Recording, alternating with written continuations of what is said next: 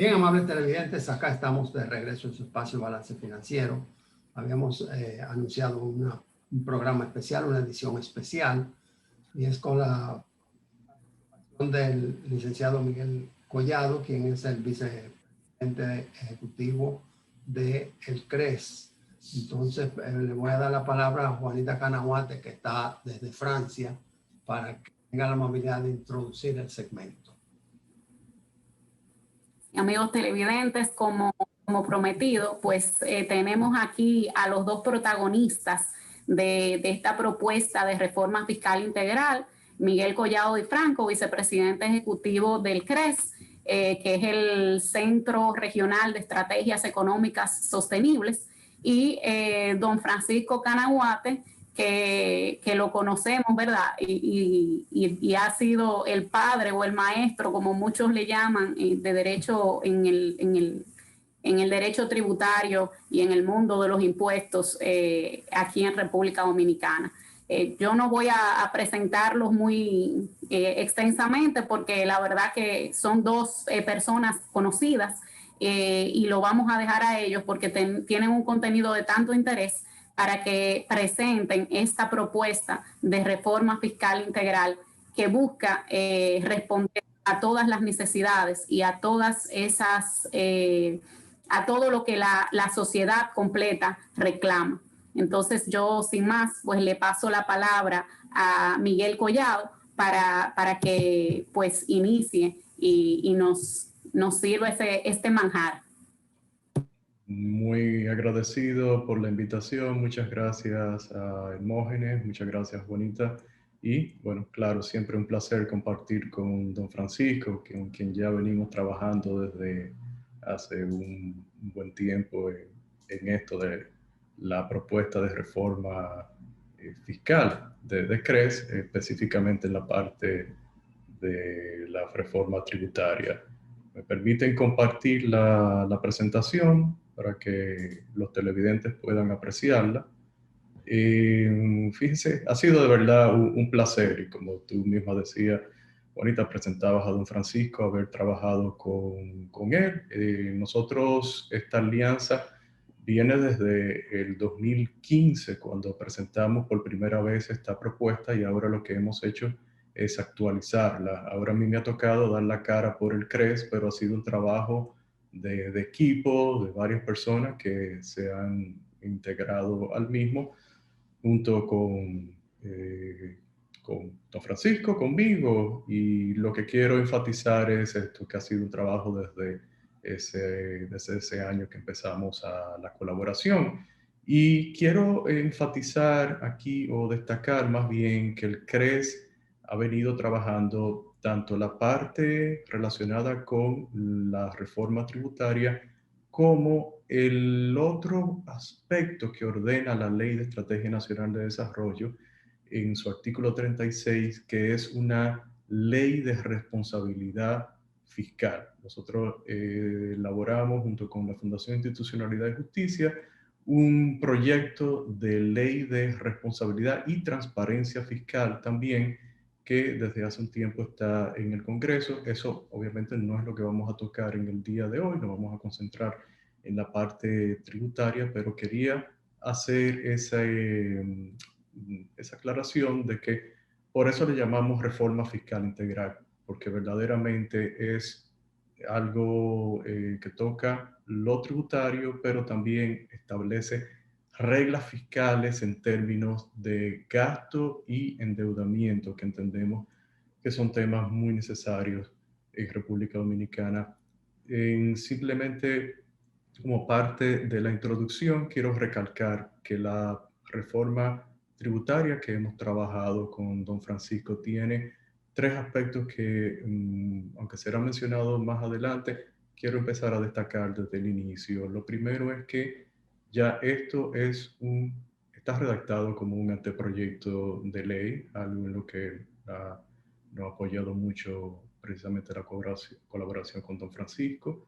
Es decir, está listo el documento como tal de la propuesta de reforma. No es simplemente unos enunciados, es un documento como tal que reforma el actual Código Tributario.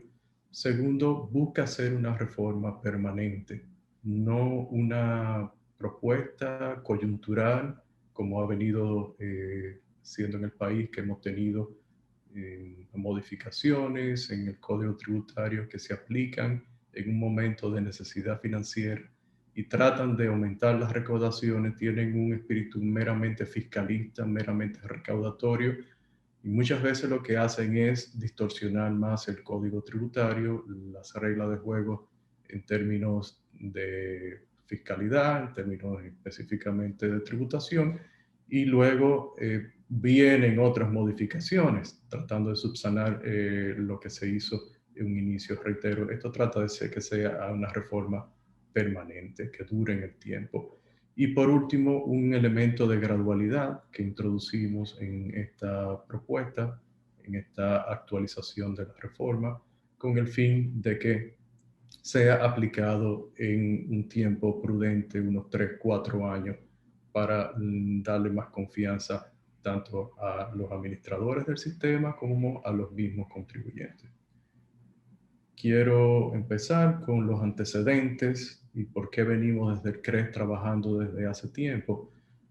Bueno, aquí se nota cómo desde los años 2000 empieza, luego, independientemente de que aquí tuvimos una crisis, empieza a incrementarse la deuda pública como porcentaje del Producto Interno Bruto hasta alcanzar unos niveles que son los actuales, o específicamente el nivel alcanzado en mayo, que no se había visto desde los 80. La última vez que tuvimos un nivel superior al 70% de deuda pública como porcentaje del Producto Interno Bruto fue en el año de 1990, cuando alcanzó el 83%. Eso fue precisamente antes de que se implementaran las reformas, y una de ellas, de las principales, fue el Código Tributario de 1992, la reforma de los 90, con la particularidad que en aquel momento la relación de los gastos e intereses de la deuda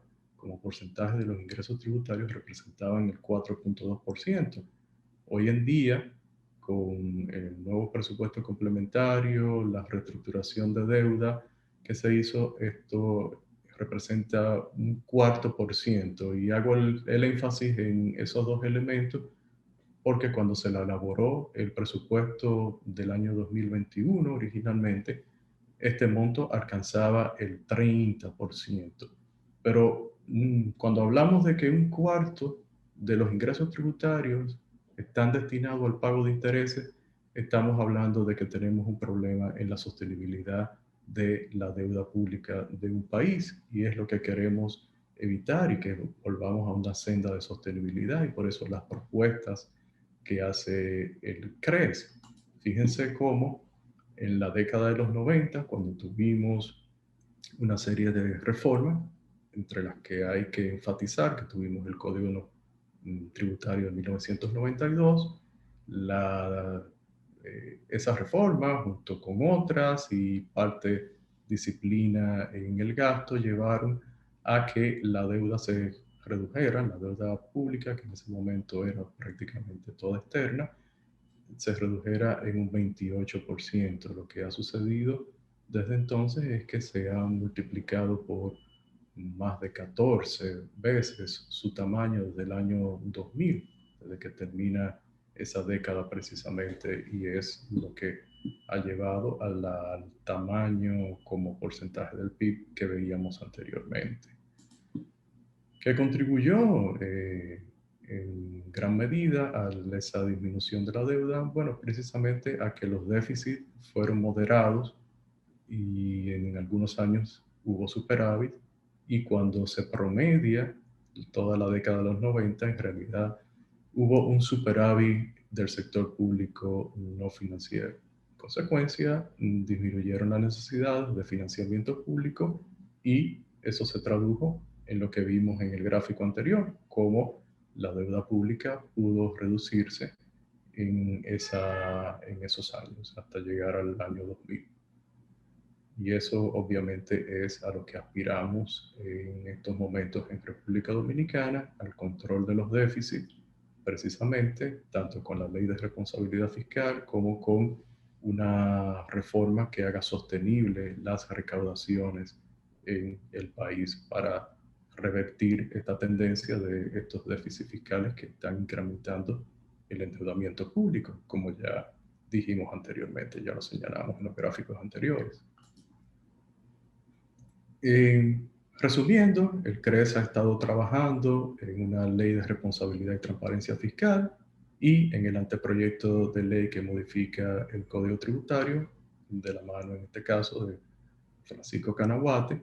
Y quiero que la gente sepa que no se habla mucho. Esta ley de responsabilidad y transparencia fiscal está dentro del artículo 36 de la Ley de Estrategia Nacional de Desarrollo, que es precisamente el que ordena la reforma fiscal o el llamado pacto fiscal. Para ir ya entrando en el tema, sé que el tiempo en televisión es escaso, en particular, más que en otros ámbitos, yo quiero presentar 3 gráficos que ayudan a entender lo que está pasando en República Dominicana en diferentes aspectos y que son consecuencias del sistema tributario que tenemos actualmente. Fíjense, estas son las estadísticas oficiales de informalidad en el mercado laboral. Esta es la informalidad laboral medida hasta el primer trimestre del año. Son las últimas cifras oficiales. Fíjense cómo se ha ido incrementando a partir de la pandemia, es algo que uno esperaba, pero si uno mira la serie completa, se da cuenta de que la informalidad en los años medidos ha estado por encima en promedio del 56%, ya aquí vuelve a un nivel de 57.7%, parecido a lo que teníamos en los primeros años. Entonces, esto en gran medida es parte del incentivo que crea el sistema tributario que tenemos actualmente, que es muy oneroso y difícil para los contribuyentes de poder cumplir con el mismo. Pero no solamente se refleja en lo laboral, sino que se refleja en diferentes aspectos de la economía. O sea, tenemos muchas empresas operando en la informalidad que hacen una competencia desleal a las que operan en la formalidad. Hay operaciones de contrabando en diferentes mercados, lo hemos visto en los tabaco, en los derivados de tabaco, en el mercado de combustible, particularmente recientemente hemos evidenciado lo que podríamos llamar un problema de salud pública en la adulteración de bebidas alcohólicas, las cuales todos estos productos se distorsionan por los gravámenes que tienen, por el código tributario actualmente, por cómo están penalizados, y obviamente esto es algo que debemos de tratar de corregir, el tema de la informalidad en República Dominicana. Pero también otro aspecto en lo que se enfoca en corregir este código tributario es el tiempo que tienen que dedicarle los emprendedores en República Dominicana a poder cumplir con sus obligaciones tributarias, y en vez de concentrarse en tratar de ser más productivos, más competitivos, fíjense cómo si nos comparamos con los demás países del DERECAFTA y Panamá, países centroamericanos, de acuerdo al informe del Banco Mundial de Doing Business, República Dominicana es uno de los países, es el segundo país, y dentro del DERECAFTA es el primero, en el cual sus emprendedores tienen que invertir más tiempo para poder cumplir con el pago de impuestos anualmente. Esto es horas por año, de acuerdo a cómo lo mide el Banco Mundial. Fíjense cómo el promedio es 230 horas, en algunos países es menos de la mitad de lo que nosotros tenemos que invertir en el pago de impuestos cada año, y en los países de la OCDE que tienen tasas corporativas más bajas, que tienen instituciones más fuertes, clima de negocio más atractivo para invertir, es también mucho menos de la mitad de lo que hay que dedicar en República Dominicana al pago de impuestos. Esto es algo que hay que corregir y es parte de lo que tratamos con esta propuesta.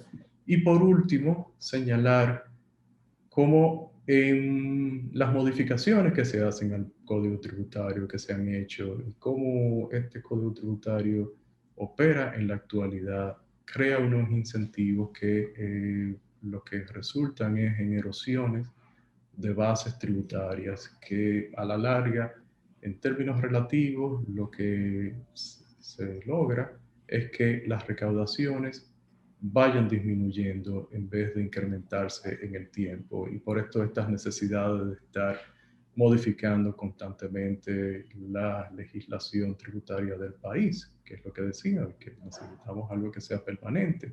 Aquí mostramos las operaciones del ITEVI, las operaciones no grabadas como las grabadas. Es en esto que es la base a la cual se le está aplicando propiamente este tributo. Es lo que queremos enfatizar, cómo en el tiempo ha ido disminuyendo en términos porcentuales, mientras aumenta la proporción de las operaciones no grabadas.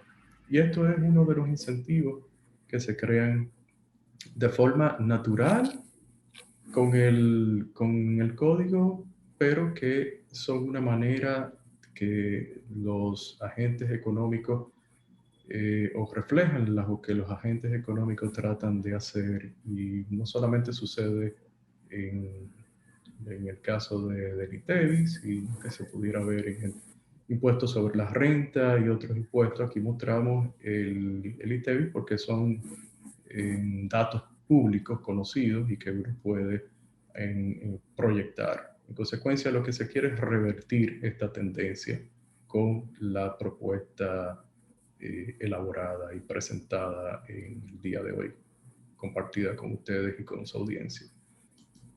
Excelente, Miguel. Sí. Qué gráfico, tenemos que hacer una breve pausa, pero qué gráfico está todo esto, qué gráfico, qué claro están planteados estos problemas que tenemos de informalidad, de complejidad del sistema, de operaciones no grabadas, ¿verdad?, que aumentan. Queremos seguir escuchando todo esto, pero lamentablemente tenemos que ir a una brevísima pausa y volvemos en breve.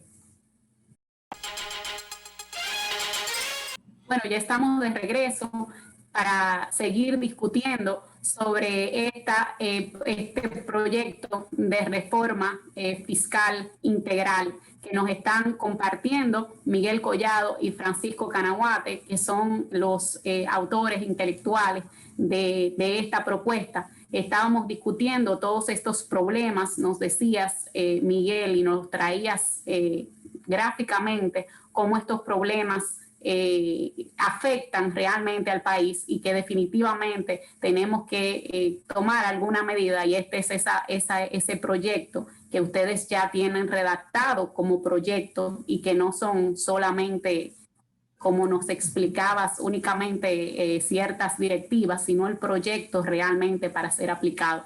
Queremos seguir conociendo sobre esto, Miguel, así que te cedemos la palabra. Bueno, Marita, yo en este momento, de verdad que me gustaría cederle la palabra ya a don Francisco, porque yo creo que estos puntos generales a destacar de la propuesta, ya que yo sé que él ha venido hablando sobre el tema del sistema, bueno, la necesidad de reforma al sistema tributario. Yo creo que ya nadie mejor que él para introducir propiamente lo que queremos y dejarlo ya a don Francisco que empiece a exponer los cambios que proponemos en cada uno de los títulos del Código Tributario. O sea que, si le parece bien, don Francisco, ya a mí me gustaría entregarle aquí esta parte de la exposición. Sí. ¿Cómo no, Miguel? Vamos a seguir con los puntos generales a destacar. Quiero señalar que sobre esa base objetiva de las estadísticas que han sido mostradas a los amigos televidentes es que se construye la reforma integral al Código Tributario, partiendo de una base real, de una necesidad para simplificar todo este proceso y crear un ente productivo que permita lo que vamos a desarrollar como un elemento esencial para la colectividad nacional. La propuesta de reforma, como decía Miguel, está redactada como anteproyecto de ley. Es decir, que si el Ejecutivo o un legislador con iniciativa de ley quiere hacerlo suyo y someterlo al Congreso Nacional, está listo para esos fines. Hay mucho consenso. Es posible que alguno disenso, pero el consenso es de gran magnitud, porque hemos estado socializando el tema con distintos sectores y se han identificado plenamente con la filosofía que contiene el anteproyecto de ley. Y esto tiene una finalidad muy clara. Esa propuesta de reforma es permanente, sino por una necesidad coyuntural. Necesito completar 10.000 millones de pesos, vamos a buscar a quién cobrarse sin medir las consecuencias. No se trata de eso. Se trata de buscar una propuesta permanente que permita que tanto el sector contributivo, es decir, los contribuyentes, como la administración tributaria, puedan planificar apropiadamente sus actividades, puedan desarrollar apropiadamente sus actividades y tributar de una manera que no sea tan oneroso el costo fiscal y que las recaudaciones crezcan por el incremento en la actividad económica y no necesariamente por incremento en tasa. Se simplifica la estructura impositiva y vamos a ver por qué. Se reducen tasas y se amplía base imponible, lo que tiende a incrementar la presión tributaria. Este objetivo de aumentar la presión tributaria está latente desde hace muchos años.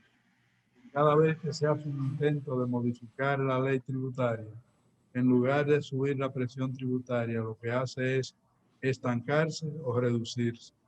Y estamos como en una carretera resbaladiza, donde se avanza un punto y se retroceden dos. Tanto así que con la ley 253/12 se tenía la presunción de que podía crecer la presión tributaria en 3.25% y lo que hizo fue reducirse. Eso estaba condicionado incluso para eliminar algunos impuestos. Tienen razón de ser, pero no se logró el propósito y tampoco se logró la eliminación de esos impuestos que estaban propuestos. Se respetan los derechos adquiridos en legislaciones y contratos vigentes. Y esto es sumamente importante, porque no se trata de cercenar los derechos adquiridos para las empresas y para las personas en sentido general, que podrían eventualmente exponer al país a ser demandado por incumplimiento. No se trata de eso. Ahora, hay legislaciones dentro de la materia tributaria que por ser de orden público no afectan los derechos adquiridos y otros sí lo afectan porque son exenciones y exoneraciones que se otorgan a la persona y esa persona tiene esos derechos y tiene un plazo para disfrutar de esos derechos que hay que respetar y se respetan en el anteproyecto de ley que se concibe. El siguiente punto es la gradualidad en la tasa. Esto transmite confianza en el cambio del sistema tributario, tanto para la administración como para los contribuyentes. Es decir, que no habrá un exceso de carga tributaria, ni tampoco habrá una caída en las recaudaciones, porque se mide gradualmente y el impacto se va a ir sosteniendo en el tiempo y Y por eso Miguel hablaba de que en términos de 4 años ya el sistema actuaría con la pureza, con la simplificación total que está prevista en él. Pasamos a la siguiente.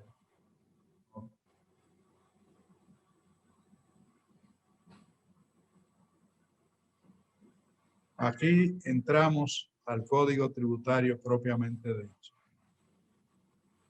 El Código Tributario tiene actualmente 5 títulos.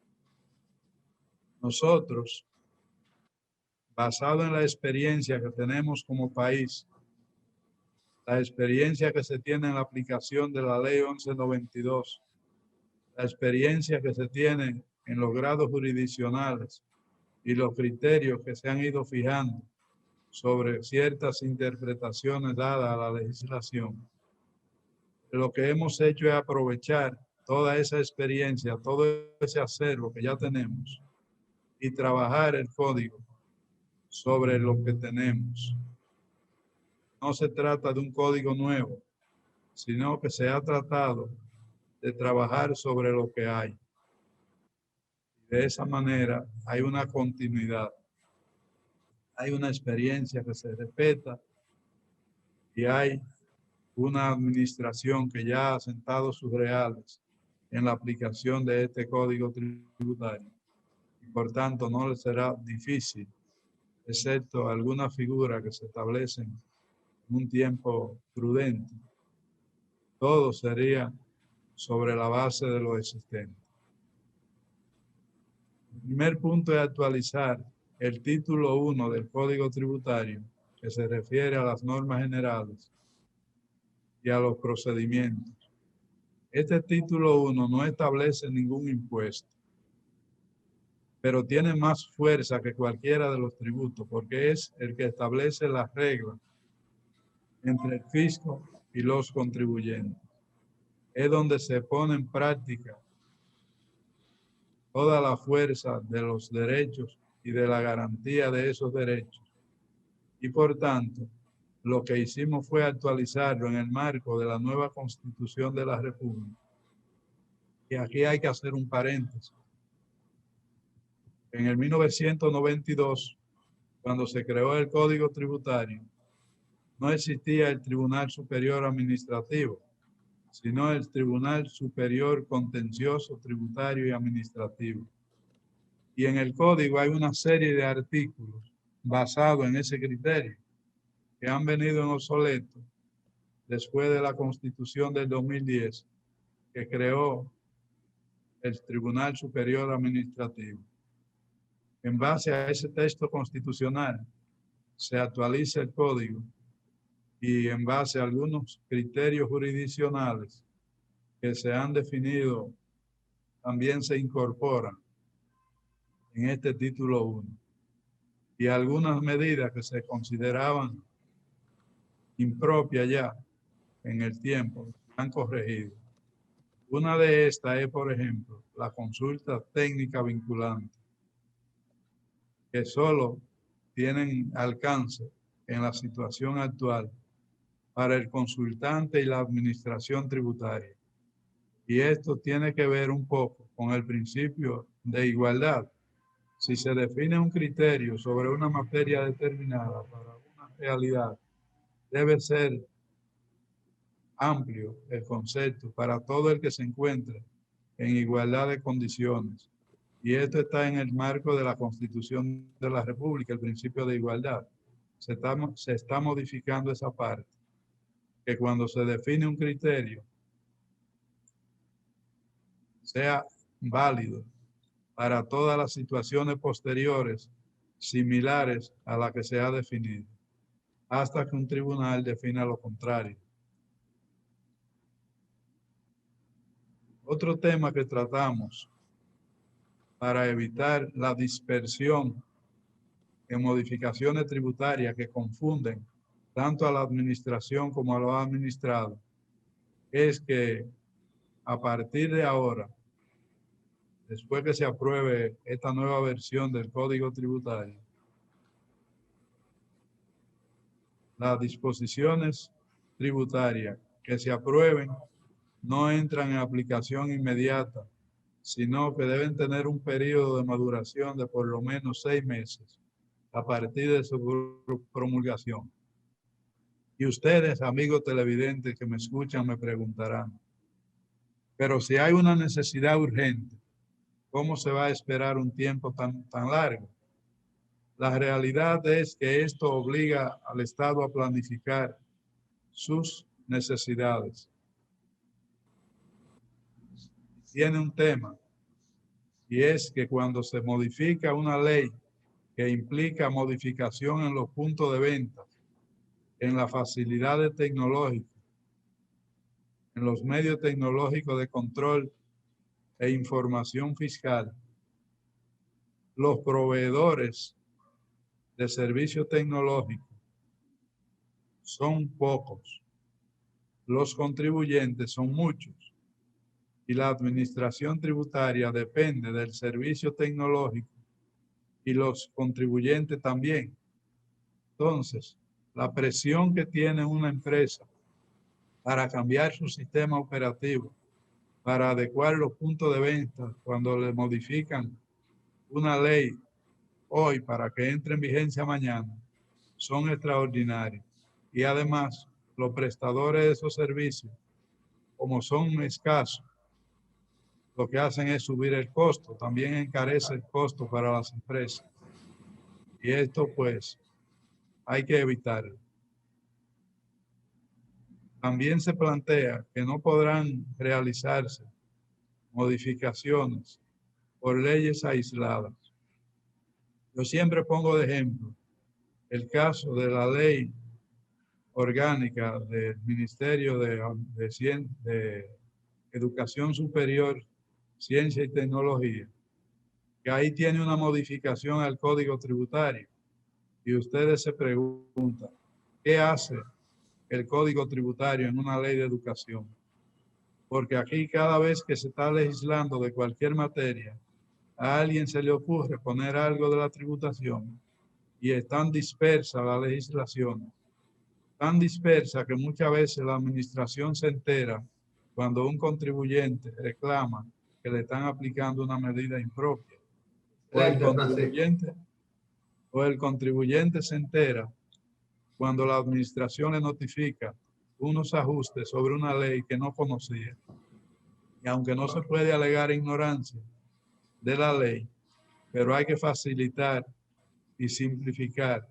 Entonces lo que se plantea es que cada vez que se vaya a hacer una modificación tributaria, se haga directamente a un artículo del Código Tributario o a un título del Código Tributario, y no de manera aislada, para que los boletines tengan el control y el usuario de la legislación tributaria no vea tanta dispersión y se pueda aplicar de manera correcta. No sé si el tiempo... Francisco, excelente, porque hemos visto cómo al emitir una norma, a veces hay que derogar las leyes y normas a derogar y reglamentaciones. A veces son más largas, tienen mayor cantidad de párrafos que el contenido de la norma emitida. Excelente que haya una concentración de lo que es la legislación a través de un código íntegro. Miguel, cuánto gusto pues esta participación en balance financiero, participación inicial, igual Francisco. Me gustaría que Francisco tome la palabra y en segundo anuncie cómo vamos a seguir, porque estoy viendo que lo más importante apenas no lo hemos servido, apenas hemos servido la introducción, porque ahora vienen las tasas. Así es. Realmente ni siquiera hemos concluido la primera parte de lo que tiene que ver con el título 1. Lo que propongo, Hermógenes, y le propongo a Miguel en el aire, es que en el próximo programa continuemos hasta desarrollar completa la presentación, que creo que muchos se la merecen los amigos televidentes. Y en la medida que se hacen conscientes de esta realidad, se van a adherir a esta reforma, que es de altísimo interés nacional. La palabra al licenciado Miguel Collado para que responda. Totalmente de acuerdo. Es un placer seguir participando y sí, vemos la necesidad de que todo el mundo vaya conociendo en la sociedad dominicana una propuesta de este tipo que entendemos que ayudará en el desarrollo del país en muchos aspectos y que será un alivio para las mismas autoridades en términos de no tener que estar constantemente haciendo modificaciones al sistema tributario del país. Bueno, aparentemente ya Miguel, y sin el aparentemente, ya Sin el aparentemente. sin el aparentemente ya es parte de balance financiero porque vamos para largo. Cuánto gusto haber tenido esta introducción a lo que es el proyecto de la reforma tributaria integral en República Dominicana, un sueño que viene desde el año 2012 y un proyecto que se ha estado madurando desde el 2015. Doctora Juanita Canahuata, hay tiempo para decir adiós. Agradeciendo la fidelidad de todos los amigos televidentes, a don Francisco y a Miguel, ya por estas explicaciones, ¿verdad? Por irnos sirviendo la entrada, ¿verdad? De este manjar del que hablábamos, porque definitivamente algo que necesitamos y que seguiremos con interés y que esperamos la fidelidad también de ustedes en todas las emisiones futuras para que podamos compartir esto que, como decía Miguel, es un proyecto, es un pacto de interés nacional y que va a ayudar al desarrollo del país. La próxima semana una nueva edición de Balance Financiero. Pásenlo bien.